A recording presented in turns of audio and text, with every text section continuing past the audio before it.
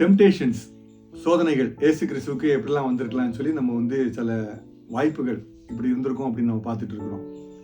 ஒருத்தர் வர்றாரு, ஆண்டவர் நீங்க எங்க போனாலும் உங்க பின்னால வருவேன், இந்த 12 பேர் மாதிரி என்னையும் சீசனை சேர்த்துக்கங்க அப்படின்னு கேட்கிறாரு.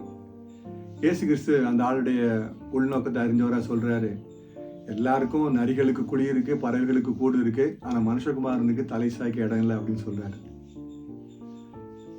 அவரை ஐஸ் வச்சு ஒரு சீசனை மாறிடலான்னு ஒருத்தன் யோசிக்கிறான். அந்த ஆண்டவர் கரெக்டாக சொல்றாரு.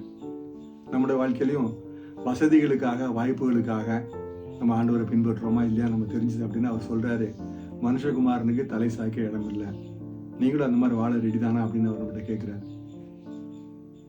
நாம கடவுள்கிட்ட போறது எதுக்காக போறோம், அவர் எதற்காக பின்பற்றுகிறோம், அவருடைய சீஷர்களாக ஏன் இருக்கிறோம் அப்படிங்கிறத யோசித்து பார்த்தோம் அப்படின்னு சொன்னா, அவரை போல நம்ம வாழுவதற்காக அழைக்கப்பட்டிருக்கிறோம். அவர் வசதி வாய்ப்புகளுக்காக அவர் ஊழியம் செய்யலை, அவர் வசதி வாய்ப்புகளையும் தாண்டி அதுவும் இல்லாமலும் ஊழியம் செய்கிறார்.